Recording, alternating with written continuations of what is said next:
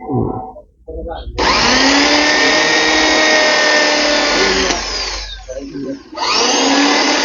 บงานนี่ไปใช้ต่อมีอีกบ่เดี๋ยวมึงเอาไปได้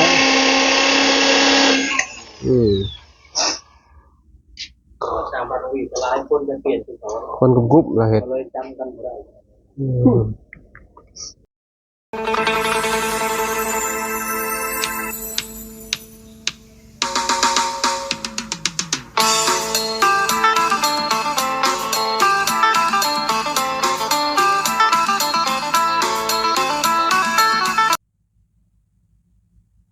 กราบสบายดีสวัสดีพ่อแม่พี่น้อง FC เบิร์ดสุขุทุกคนบ่ว่าสิอยู่ในและก็ต่างประเทศเด้อพี่น้องเด้อเนาะก็ยินดีต้อนรับเข้าสู่ช่องบ่าวลาวสตูดิโอนะพี่น้องเนาะเปิดภาพมามื้อนี้พี่น้องเฮาก็อยู่ที่บ้านน้องป้าพี่น้องเอ้ยเนาะหลังจากที่บ่ได้เข้ามาดนแล้วได้พี่น้องเนาะมาตั้งแต่ขึ้นบ้านน้องผู้เพิ่นมาตั้งแต่ขึ้นบ้านน้องป้าผู้พี่น้องเนาะแล้วก็บ่ได้มาอีกเลยพี่น้องเอ้ยเนาะ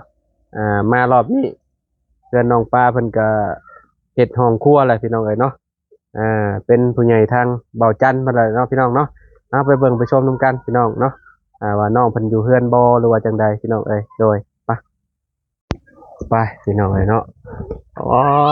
มาพ่อทางพ่อสงันพี่น้องเนาะสบายดีพ่อก็ขออนุญาตเด้อพี่น้องเอ้ยเนาะบ่ได้พ่อกันโดนเลยเนาะพ่อเนาะโดยเกือบเป็นเดือนแล้วจ๊ะตั้งแต่ขึ้นบ้านลูกเจ้าพุ่นเนาะโดยอยู่ดีมีเฮงอยู่บ่ยาวไปพ่อไปผู้เฮือนลูกสาวจ้ะผู้ไปมันอยากมันมืดจังได๋บ่มุมนี้พี่น้อยเนาะโดยลูกบ่อยู่บ่และลูกผู้นึงไปเฮ็ดเวียกน้องมาน่ะไปเฮ็ดเวียกโดยได้จักเดือนแหละเอ้ยบ่ทันได้ฮอดเดือนน่ะฮักหมดเดือนนี้เพิ่นสิมื้อแล้วสิมาแล้วยังมาแล้วอ้าวคือว่าจักซั่นเพิ่นว่าหิวข้าวเขาบ่ให้กินข้าวกลางเวทเขาบ่ได้แม่ว่าเฮ็ดเวียกเกี่ยวกับยังบ่ให้กินข้าวกลางเวรจักแล้วแม่บ้านแล้วก็เลี้ยงเด็กเลี้ยงลูกเพิ่นอยู่ไสพออยู่เวียงเนาะเพิ่นกินแต่ข้าวตอนที่ตอนเช้ากับตอนแลงกลางเวทบ่ให้กินอดข้าวบ่ได้โดยบ่ว่าไผเลยพี่น้องเนาะบัดเดือนนี้มาเลยมาแล้วสิมาแล้วเนาะโดยเพราะว่าเคยอยู่บ้านเคยกินมื้อละ2เทื่อ3เทื่อก็อยู่พุ่นว่ากินแต่คับแรงกับคับเช้าคับแรงกับเช้าก็กินโดยทางพ่อช้างพ่อช้างที่ว่าเฮ็ดเฮือนน้องวิอะไรเนาะพี่น้องสบายดีเด้อพ่อเด้อโอ้ทางนั้นพี่น้องเนาะโอ้มาเฮ็ดอยู่พี่เนาะเจ้าบ่นี่เนาะโอ้คักๆเนาะก็คือแบบแรกๆไปไผพาเราไปนะพ่อพาน้องมาไปนะคนอยู่แกงหูป่าพุ่น2คนเจ้าก็สิมาคือกันบ่นั่นกันได้ก็สิมาพบกันแล้วเขา2คนนั่นอ๋อพร้อมกันมาแล้วไปเงินเดือนเท่าใดเฮาโทรถามลูกว่าเท่าไรเงินเดือนนั่นว่านายจ้างบ่ได้บอกว่าเท่านี้เท่านั้นเอ้าก็ต้องบอกกันแล้วเนาะว่าเงินเดือนเท่านั้นเท่านี้เราแนะนำว่าไผเฮ็ดดีละเงินเดือนหลายมีแต่เท่านั้นไผเฮ็ดบ่ดีละเงินเดือนน้อยแบบนั้นเอาแบบนั้นบ่โดยมีแต่เพิ่นตอบแบบนั้นตอบแชร์อันน้องหมาโอ้เฮ็ดหลายเฮ็ดดีได้หลายโดยงานบ่ดีได้น้อยโดยเอ้าบาดแบบนี้ก็มีเนาะโดยแต่เก่ายังว่าบอกมาโลดเงินเดือน2ล้านหรือว่า3ล้านก็ว่ากันไปอันนี้ต้องเบิ่งผลงานเนาะเบิ่งผลงานก่อนว่าถ้าเฮ็ดงานดีก็ได้เงินเดือนหลายแม่นแต่ว่าอยู่บ่ได้แล้วสิมาแล้วเนาะมาแล้วหมดเดือนนี้สิมาแล้วเพิ่นเฮาว่าบ่มาดอกเฮาว่าอดเอาเพิ่นบ่ให้บ่ไปแรกๆพอก็จักแล้วบ่ได้ให้ก็ว่าบ่ได้โทรมาหาเจ้าบ่ซะพ่อก็โทรดุอยู่2-3 มื้อได้โทรโทรทางใดโทรศัพท์มันน้องมานแล้วFacebook หั่นบ่โทรศัพท์เฮามีเบอร์โทรเด้ออ๋อ เจ้าโทรทางเบอร์เอาโดยเอาคิดว่าจะโทร Facebook ไปหาลูกเจ้า นี่นะอ๋อตัวนี้เนาะ โดย อ่า ชัดตัวนี้ บ่ได้มี Facebook โดยเบอร์ลาวก็อยู่นี่ โทรทางเบอร์เอาเนาะ โดย น้องปลาไปหากินบ่ ไปเก็บบง เก็บบงอยู่พุ่นอยู่เมืองแสนพุ่น ไปเก็บบง โดย อ๋อบงอันน่ะ บงบักแด่นะ ดักแด้ฮะเนาะ แม่นละกินนะ มื้อนี้เฮาก็ซื้อมากินมื้อนี้ เนาะ มาขั่วกิน ทั้งเบาอันนั้นจันทร์เพิ่นยานเพิ่นว่าอู้ เออ เพิ่นยาน อ๋อเพิ่นไปเก็บมาขายแล้วมากิน เก็บมากินจะขายหยัง อยู่เขตนี่บ่มีบ่เฉพาะ บ่มีแท้ อ๋อหายากเนาะแถวนี้เนาะ มีก็บ่หลายตรงโดยขี้เหล็กมันบ่มีกับขี้เหล็ก หากินยากเนาะ เขตนั่นต้นภาคีเล็กยังหลายอยู่พี่น้อยเนาะแถวเขตบ้านนั่นน่ะเมืองแสนน่ะแถวนั้นน่ะเมื่อวานนี่ก็แถวบ้านเจียงจองน่ะคือแบบเฮาเห็นน้องๆเพิ่นไปเอาไปเก็บเฮาก็เลยไปถ่ายให้FC เบิ่งเนาะพี่น้องคือเมื่อวานนี่แหละเนาะที่ว่าเบาไล่เพิ่นย่านบงนั่นแหละพี่น้องเนาะก็คือแถวนั้นน่ะมีหลายอยู่ต้นอันน่ะภาคีเล็กค่ะคะแนนต้นภาคีเล็กหลายมันก็มีดอกบงเนาะ โดย มันกินใบขี้เล็กพี่น้อยเนาะบ่งนางพี่น้อยเนาะคือเวลาเราเอามาคั่วมันก็แซ่บนางมันเนาะตอนมันเป็นบ่งกับเป็นตะย่านพี่น้อยเนาะพ่อก็ย่านบ่ พอบริยาน บ่ย่านบ่ โดย แล้วว่าเจ้าย่านบ่งเนาะ บริยาน บ่ย่านเนาะ จับได้กินได้ โอ้ห้องครัวน้องป้าพี่น้อยเนาะงามได้นี่เนาะพ่อเนาะ โดย ใช่เบิ่งใกล้ๆก่อนพี่น้องเนาะ สวัสดีโดยพี่น้องเนาะทางก่อสร้างกำลังหันตัวจับพี่น้องเนาะ จับน็อตที่ดีเลย สร้างบ้านเก่งจองเด้เฮือนน้องวิเด้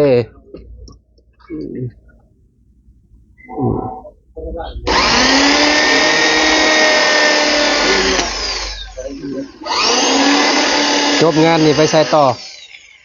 มีอีกบ่ จ้ะมีเงินไปแล้ว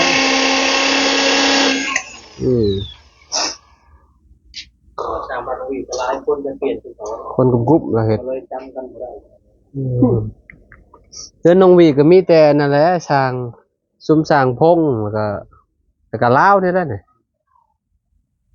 นี่หน่อยเนาะ พูดคือแต่ก็ได้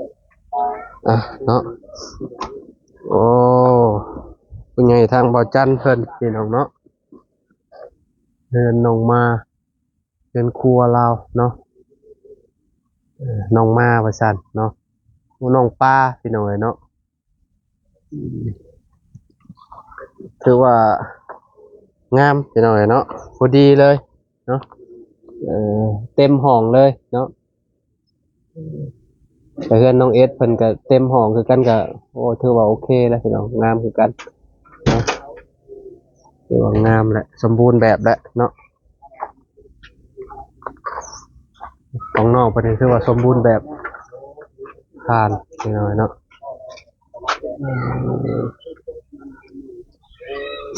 นี่ดอกก้อนเนี่ยนี่ดอกนี้ก้อนหรอกเนาะ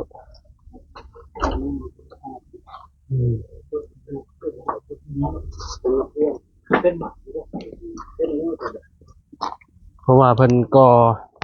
ดินบล็อกครึ่งหนึ่งแล้วก็เอาไม้พาสลาแอมพี่น้องเนาะน่าสิเป็นสีอันเดียวกันหรือว่าจังใดบุพี่น้องกับเพื่อนน้องน้ำเนาะสี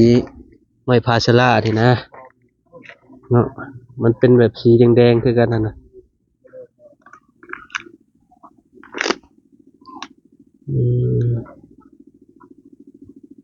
พี่น้องเนาะ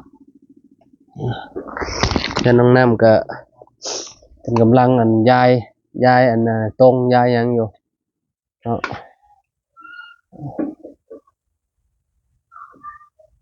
ต้นเถื่อจังเข้ามาเฮาก็ได้พี่น้องเนาะแบบบ่ได้เข้ามาหาเราดุดอกเนาะแบบเกือบเดือนแหละเนาะ จนได้เข้ามาหาทางพ่อสังงานพี่น้องเนาะจนสิลืมชื่อแล้วแหละเนาะมาเยี่ยมมายามมากับเบาน้อย2คนเนาะสบายดีเด้อพี่น้องเด้อเนาะเป็นได้พอของนุ่งของน้ำเฮา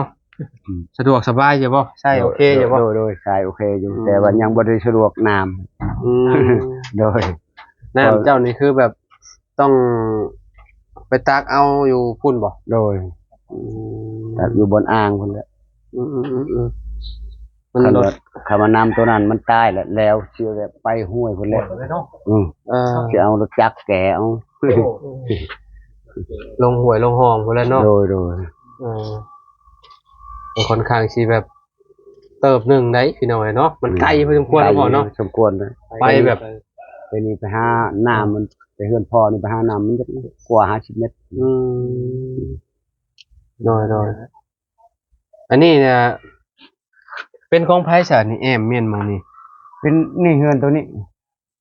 ขอบแบลาวดินเจ้านี่ฮอดมองนี่บ่คานี่ดินพอนี่คาลักนี่ได้หลักอ๋อนี่ลักแดนอันนี้เนาะเขาหลักป่าไม้ทรัพย์สินที่ดินแล้วก็ยิงยาวลงไปพุ่นนี่คือหลักแกนตัวนี้หลักแกนตัวนั้นพุ่นยาวไปพุ่นโอ้นั้นมันลุบเลยยาวลงไปมองรูปพุ่นโดยรูปแห้งมาเนาะแห้งผู้เคลื่อนกับคนดินใส่บ่ได้ว้าวมันก็ยากเติบแล้วเนาะมันแคบนะพี่น้องเนาะกันว่าสิแก่ดินมาถมกับป้าโตใส่มูลค่ามหาศาลเลยมันตะกี้แต่ก่อนมันมีแต่แบบมองรูปเลยผลปลูกเคลื่อนปลูกยังก็ได้เนาะโดยแม่นแหละมีแต่มองรูปพี่น้องเนาะดินบ่ได้เพียงนะเพราะนี่เป็นเห็ดกบโลบเก็บเบบเลยเป็นเห็ดก็ได้เนาะบางคนมันก็มีไม้เนาะมีไม้มีหยังลายพี่น้องเนาะ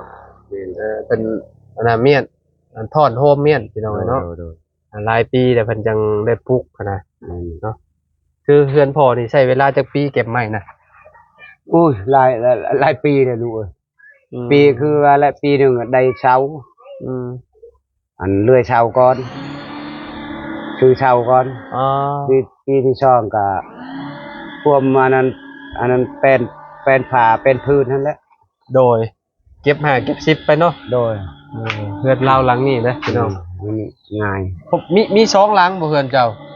แม่นแหละหลังนั่นพร้อมบ่หลังหลังตัวนั้นก็พอแม่ละหลังเฮือนพอหมดเอาตัวนั้นเฮือนตัวนั้นก็หลังพอเป็นชาบตัวนี้เนี่ยฮะก็ได้จักปีตัวนี้นี่ได้2018โดย18 19 20 21 22 23 24 25ประมาณ5-6ปีเนาะโอ้โดนเติบได้เนาะโดนเติบจ้างช่างทั้งได้เฮ็ดให้พอสร้างกันในคนในบ้านนี่แหละสร้างอันที่เฮือนเราอยู่พุ่นเฮือนผู้นึงนี่เฮือนใหญ่ตัวนี้นี่เฮือนอ๋อนี่หลังตัวนั้นพูดแม่นแหละช่างไอ้น้องเองนะจ้างเพิ่นแพงอยู่บ่3 ล้านจ้างตอนนั้น3 ล้านกีบบ่โดยครับแล้วหมดเลยทางบันไดพอจ้างได้เนาะโดยตอนนั้นเงินก็ยังบ่เพิ่มปานใดตอนนั้นเนาะโดยเงิน3 ล้านก็พอเติบนึงได้พอเนาะโดยแพงอยู่เด้พี่น้องเนาะนี่เฮือนหลังนี้เก็บ5เก็บ10แล้วพี่น้องเนาะแม่นแหละเก็บไปเรื่อยๆแล้วเนาะตอนเราหาก็ไปสิได้แล้วพี่น้องตอนนั้นก็ยังนุ่มแน่ยังนุ่มเพราะว่าขึ้นเอาไม้ขยูอยู่ภูนะห้องมาแต่ภูใช้เสามันอันเป็นไม้หยังพอโอ้ยไม้มาลำลอยนี่แหละไม้มาลำมาลอยไม้หยังมาลำมาลอยเฮ้ยมาลำมาลอยไปซะโอ้ไม่นี่คือสิคักอยู่อันนี้ไม่แต้นี่ไม่แต้บ่อันนี้โดยแก่นอยู่ใหม่เนาะแม่นแหละคือสิทนทานอยู่คิดว่านี่ก็ไม่ว่านั่นชื่อมดบ่เบื้องนั้นก็ไม่เล็กชื่อมดเจ้าจ้างกับเจ้าเฮ็ดให้บ่หรือว่าแนวใดหรือว่าเฮ็ดเองนี่บ่แม่นจ้างเขาตอนนั้นบัด เฮาให้เขาเลื่อยนี่เสาหนึงได้70,000 เช้าหนึ่ง70,000บ่ คงว่าเอาชามเป็นหาเด้ คันว่า4เม็ดเนี่ยเสาหนึงเสาละแสนตะกี้ 3 เมตรห้าบ่เสาเจ้า โดย3เม็ดหา อ๋อบ่สูงเนาะต่ำเนาะ โดย พี่น้องเนาะหน้ายังไงครับหน้าหน้า 16 15นี่แหละ15 16นี่แหละ พี่น้อยเนาะเฮือนเพื่อสิได้เฮือนนี่ก็บ่แม่นง่ายเนาะแต่ละคนพี่น้อยเนาะต้องหาเก็บออมรอมริบเนาะอันนี้ถือว่าน้องปานี่ถือว่าโชคดีแล้ว โดยโชคดีแล้วเพิ่น โชค ทำ ดีมี ผู้ใหญ่เพิ่นช่วยโชคดีแล้ว เพิ่นเฮ็ดเฮือนเฮ็ดซานให้เนาะ โดย มาก็บ่พอน้องเพิ่นซับพี่น้อยเนาะพ่อแต่ทางพ่อสังงานเพิ่นเนาะ โดย พอสังงานเพิ่นก็นี่แหละอยู่เบิ่งเฮือนเบิ่งซ่านให้ลูกให้เต้าเพิ่น แม่นเบิ่ง น้อง ชา ปลาเพิ่นก็บ่ได้อยู่พี่น้องเนาะน้องมาก็ใกล้สิมาแล้วว่าซั่นอยู่บ่ได้แล้วอดเข้าบ่ได้ว่าซั่นเนาะมันบ่แม่นอันนั้นได้เนาะสิให้อดเข้า โดย เนาะบ่แม่นเป็นพระเนาะ โดย ขนาดพระองค์ก็ยังอดบ่ได้ได้พี่น้องเนาะ อดบ่ได้แล้วอีกหน่อยเขาเคยกินอยู่บ้านนอกบ้านนานเคยกิน เคย มัน กิ ไล่ ตลอด ไล่แนวกินนะอยู่เฮือนสมมุติว่ากินข้าวแล้ว กินเมี่ยงไล่แนวเขาจะกินบัดอยู่พุ่นแล้วเพิ่นจำกัด มันบ่ได้อันตามใจตัวเองนะอยู่พุ่นเนาะ แม่น มันต้องจำกัดนะ นี่แหละ เวลาเฮ็ดเวียกเฮ็ดงานมันก็ต้องอยากให้เฮ็ดเวียกเฮ็ดงานเนาะ นี่ เออ เพิ่นว่าเฮาถามโทรถามเป็นหยังบ่ให้กินข้าวเพิ่นว่า อืม นายจ้างเพิ่นว่ามันเปลืองกินข้าวหลาย ว้าว แบบนั้นเลยบ่ โดย จะจ้างว่าแบบเปลืองเลยบ่ โดย อ๋อโทบ่อยู่นำแล้วใช่บ่ บางเทื่อก็กลางเวทอันนั้นตอนค่ำประมาณ 4-5 โมงได้กินข้าวแลงนะ5โมงก็คือว่าบางเทื่อก็ได้ข้าวบางเทื่อก็ได้กินแต่ข้าวเปียก อืม ดูลูกโทรครับ อืม ลูกโทรบอก อืมแบบนั้นเลยเนาะพ่อเนาะ โดย โอ้พี่น้อยเนาะ ดังนั้น เป็นเฮาก็อยู่บ่ได้แล้ว แต่ ว่า ว่า จะเปลืองข้าว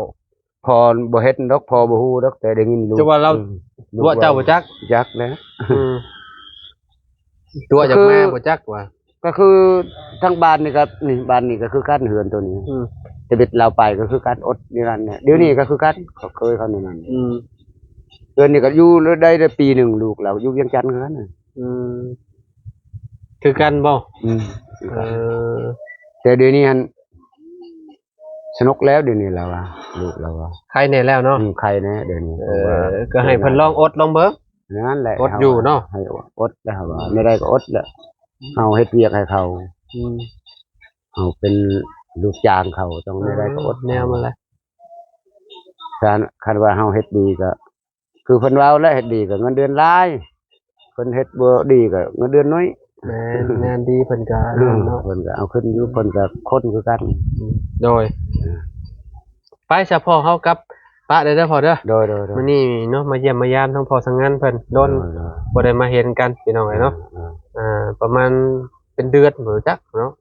เดือนพุ่นแล้ว บ่ได้เข้ามาเพราะว่าเพื่อนน้องมาแต่น้องป้าก็